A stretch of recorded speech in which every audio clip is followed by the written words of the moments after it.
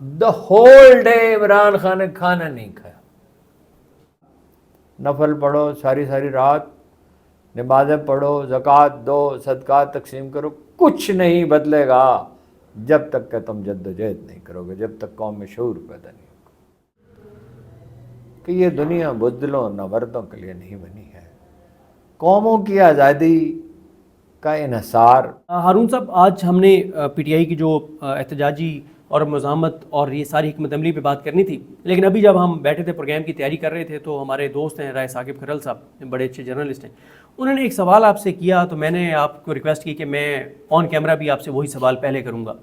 اور وہ سوال یہ ہے کہ عمران خان صاحب کے جو اس وقت مطالبات ہیں، جو وہ چاہتے ہیں کہ آزادی ہو پاکستان کی، خود مختاری ہو، غیرت کی بات کرتے ہیں، پاکستان کے فیصلے پاکستان میں کرنے کی بات کرتے ہیں، عوام کے مینڈیٹ کی بات کرتے ہیں، اداروں کو ان کی حدود میں رہ کے کام کرنے کی بات کرتے ہیں، یہ جو اتنی سویلین بالادستی کی بات کرتے ہیں، تو یہ جو ساری چیزیں عمران خان صاحب کی خواہشات ہیں، جو ان کا ایک کوشش اور کاوش ہے، موجودہ حالات میں آپ کو وہ اچیویبل نظر آتی ہے کہ یہ چیزیں ہو سکیں؟ دیکھیے، یہ سوال ہی نہیں ہے. سوال یہ ہے کہ ایک موقف کو آپ درست سمجھتے ہیں تو آپ اس پہ کھڑے ہو سکتے ہیں یا نہیں کھڑے ہو سکتے.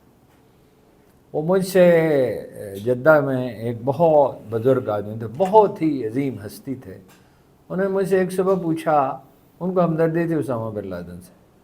انہوں نے کہا اسامہ بن لادن کا کیا ہوگا فجر کی نماز کے بعد. انہوں نے پوچھا، ان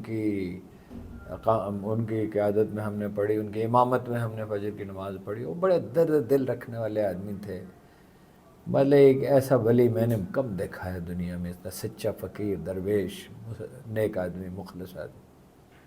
میں نے کہا صوفی صاحب، امام حسین شہید ہو گئے، اسامہ بن لادن کیا چیز ہے اس کا، یعنی ان کمپیریزن ود وہ کیا چیز ہے دنیا میں کیا ہوتا ہے. ویسے اس پہ انہوں نے ایک فقرہ کہا کہ اگر یہ ان کا نواز شریف مل چکا ہے امریکہ سے، میں نے کہا اس میں کوئی ڈاؤٹ ہی نہیں ہے. تو انہوں نے کہا پھر یہ بھی نہیں ہے. یہ 11 کی صبح انہوں نے کہا اور 12 کی رات کو وہ نہیں تھا. وہ بات بندے ہیں ان کی، اللہ سنتا ہے. مطلب یہ نہیں ہے اسامہ بن لادن کو بڑا ہیرو تھا، میں تو اس کی حکمت عملی کو صحیح نہیں سمجھتا. لیکن بعض لوگ ہیں کہ ان کی سنی جاتی ہے اللہ کی بارگاہ میں.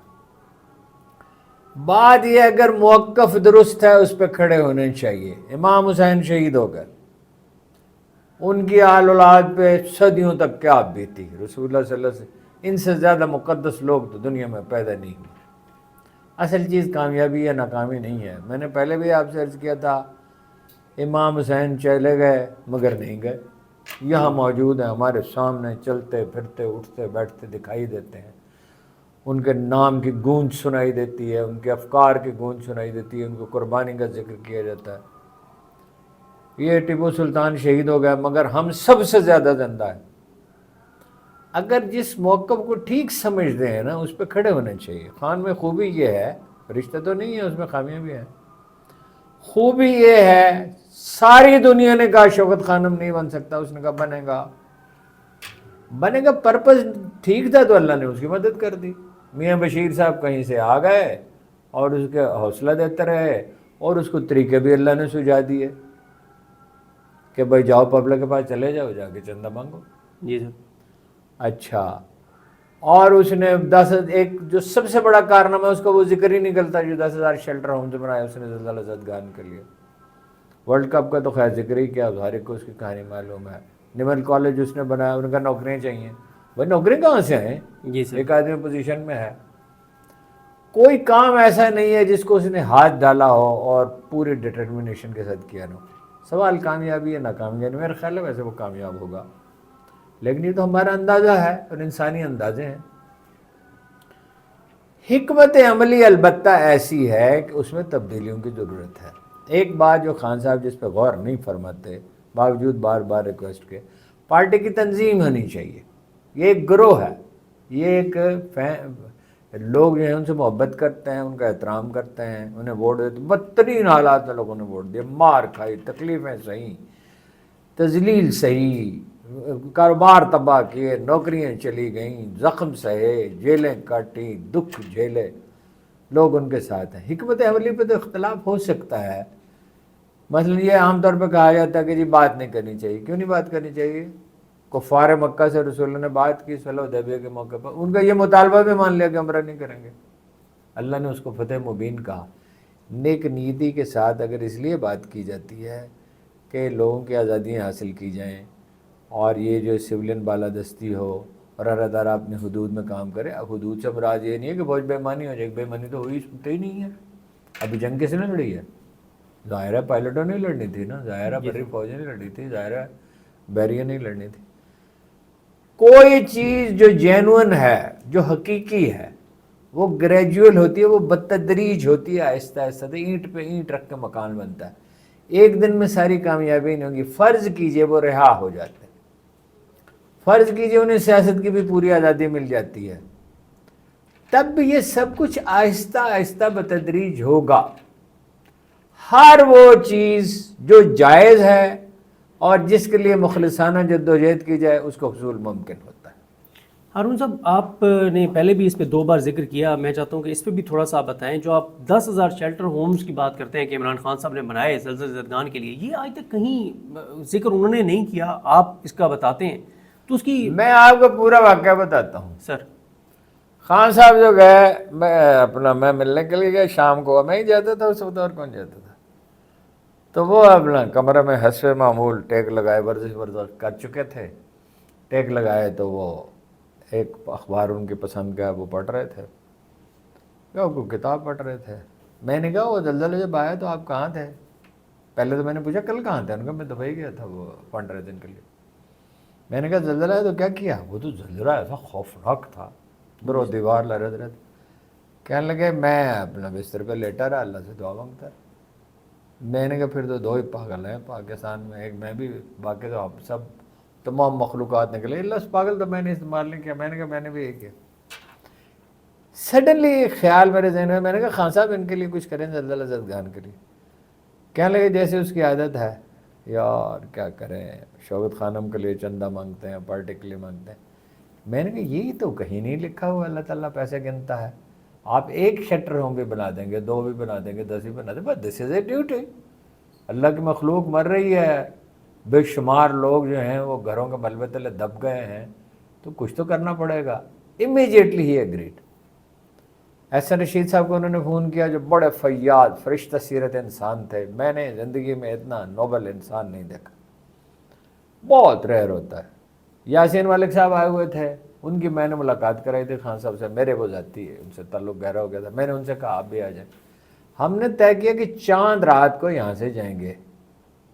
خان صاحب کے تو بچے یہاں نہیں تھے, بیگم بھی نہیں تھی. تو میں نے اپنے بچوں سے اجازت مانگی, انہوں نے کہا عید کے دن جائیں گے. میں نے کہا بھائی عید کا دن ہی ہے, اب ان یتیموں کو تو کوئی پوچھنے والا ہے نہیں. خیر دے انہوں نے مجھے اجازت دی. انہوں نے وہاں کا دورہ کیا, معاملات کو سمجھا, رات وہاں ٹنٹ کے نیچے سوئے. اس کے بعد تو وہ پیسوں کی برسات ہوئی کہ آپ اندازہ ہی نہیں کر سکتے. چاند رات کو آپ اور عمران خان صاحب آپ سب وہاں پہ؟ رات کو ہم وہاں 8-9 بجے پہنچ گئے, دن کی روشنی میں چلے یا مغرب کے وقت چلے, اور وہاں ایک ٹینٹ کے نیچے جا کے سو گئے. ٹھیک ہے, اور بڑی سردی تھی, باوجود اس کے کہ اینڈ آف اکتوبر میں کیا سردی ہونی ہے, لیکن بڑی سردی تھی. The whole day Imran Khan نے کھانا نہیں کھایا. 2 بسکٹ, ایک چائے کی پیالی, تو وہ سارا دن کام میں لگا رہا. ہر جگہ جا کے دیکھی, ٹی وی پروگرام کیے, وہاں ٹی وی والے پہنچے ہوئے تھے. اس کے بعد انہوں نے اپیل کی. وہ عمران خان فاؤنڈیشن تھی, وہ ایک الگ ادارہ ہے, اس میں داد دینی چاہیے اس کا. میر شکیل الرحمان نے, اس نے بڑی مدد کی. جو کام کسی نے کبھی بھی کوئی اچھا کیا اس کی داد دینی چاہیے, بڑی مدد کی. اور وہ شیلٹر ہومز تعمیر ہونے شروع ہوئے. وہ میں تو گنتا رہا, پوچھتا رہا. ایسا بھی ہوتا تھا کہ کوئی اچانک مجھے فون کرتا, ان کی صاحبزادی نے مجھے فون کیا, جن حمید گل کی صاحبزادی نے, عظما نے, کہ مانسہرہ کی ہائٹس پہ برف میں لوگ بیٹھے ہوئے ہیں, بارش برس رہی ہے, 150 خیمے چاہیے. میں گیا, پنڈی میں سٹور تھا. میں نے کہا وہ 150 خیمے نکالو. اب وہ کیسے نکالیں؟ وہ خان صاحب سے پوچھا. میں نے کہا خان صاحب نے تو مجھے بھیجا. ایسے بالکل ہی ہوتے ہوتے اتنی برکت ہوئی اچھا خان صاحب اس کو کوئی کارنامہ ہی نہیں سمجھتے. وہ زبیر بھائی لوگوں سے میں نے کہا, لوگوں نے ٹنٹ بھیج دیے, لیکن اس وقت قوم نے ایسے جذبے کا مظاہرہ کیا. کراچی سے جنرل حمید گل کے خاندان کو جو سامان بھیجا گیا اس کو سارٹ آؤٹ کرنا مشکل تھا, اتنا زیادہ تھا. تو خان صاحب نے یہ کام بھی کیا. خان صاحب نے اور بہت سارے کام کیے, بعض چیزوں کا ذکر وہ کرتے ہیں, بات کرنے ذکر کرتے ہیں. بالکل صحیح ہے. اب آتے ہیں سر اس جو ایک بہت اہم ڈیولپمنٹ ہے, تحریک انصاف نے اب یہ فیصلہ کیا ہے کہ انہوں نے جو اپنی مزاحمت کی تحریک ہے اس کو شروع کر رہے ہیں وہ اپنے M N As, M P As اور سینیٹرز کے ذریعے. اگر بدھ کے دن یا جمعرات کے دن اسلام آباد ہائی کورٹ میں القادری کیس کی, جو القادری کیس میں عمران خان صاحب کی سزا معطلی کی درخواست ہے, اس کی سماعت ہوتی ہے, تو تمام M N As, M P As اور سینیٹرز وہاں پر موجود ہوں گے. اس کے بعد وہ وہاں سے ریلی نکالتے ہوئے وہ الیکشن کمیشن کے سامنے آئیں گے اور کچھ گھنٹوں کا, کہاں سے چلیں گے؟ اسلام آباد ہائی کورٹ سے, اور وہاں سے آئیں گے الیکشن کمیشن کے باہر یا سپریم کورٹ کے باہر بھی آ سکتے ہیں, پارلیمنٹ کے باہر بھی آ سکتے ہیں. ابھی اس کو وہ فائنل وہ اناؤنس کریں گے اور وہاں پہ کچھ گھنٹوں کا دھرنا بھی وہ دے سکتے ہیں. یہ مخصوص نشستوں والا معاملہ ہے اس کے اوپر کہ الیکشن کمیشن نے جو عدالتی فیصلے پہ عمل درآمد نہیں کیا. تو یہ جو اب سر تحریک انصاف کی حکمت عملی ہے کہ اب کارکنان کو نکالنے سے پہلے اپنی ٹیم کو وارم اپ کریں اور اپنے اراکین اسمبلی کو میدان میں اتاریں اور اس پروٹیسٹ کے ذریعے تھوڑا سا ایک ہائپ کریٹ کریں, ایک کوریج بھی لیں اور لوگوں کو موٹیویٹ بھی کریں, میسیج بھی پہنچائیں. تو اس حکمت عملی کو سر آپ کیسے دیکھتے ہیں؟ ایک اور سوال ساتھ ایڈ کر لوں, علامہ راجہ ناصر عباس صاحب نے ایک آئیڈیا دیا ہے کہ ہمیں بڑی سنجیدگی کے ساتھ ایک بھوک ہڑتالی کیمپ لگانا چاہیے. اس میں وہ خود بیٹھنے کے لیے تیار ہیں اور مکمل طور پہ بھوک ہڑتال کرنے کے لیے تیار ہیں عمران خان کی رہائی کے لیے. تو ان دونوں چیزوں پہ سر آپ کی کیا رائے ہے؟ دیکھیے پہلی بات تو یہ ہے پریشر بلڈ کرتے رہنا چاہیے. مذاکرات کامیاب ہوں ناکام ہوں, مذاکرات تو ہو رہے ہیں, یعنی ناموں پہ ہم تو کم از کم ہوتا ہے میسیج جاتا ہے, میسیج آتا ہے. اس کے بارے میں دیکھیے آپ کو وہی کچھ ملے گا جتنا آپ کا دباؤ ہوگا. یہ تو اس لیے یہ تو صحیح ہے. میں بھوک ہڑتال کے بارے میں تو کوئی رائے نہیں دیتا, اس کی شرعی حیثیت کیا ہے, چونکہ یہ دیکھنا پڑے گا اس کی شرعی حیثیت کیا ہے. لیکن میں نے اب تک یہ دیکھا ہے کہ جو بہترین تجاویز ہیں یا علامہ ناصر عباس نے پیش کی ہیں یا محمود اچکزئی صاحب نے پیش کی ہیں.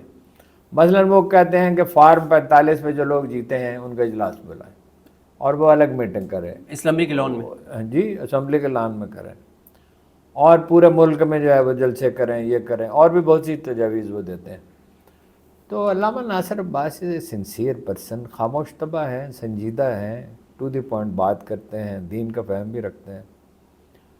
تو وہ تو چونکہ ہم لوگ تو مکاتب فکر میں بٹے ہوئے ہیں نا, تو اس لیے ہمیں یہ نہیں سمجھ میں آتی کہ فلاں آدمی کا فلاں مسلک ہے چونکہ, تو اس لیے اس کی بات میں نے تو ان کو ہمیشہ نہایت باوقار اور سیریس آدمی پایا.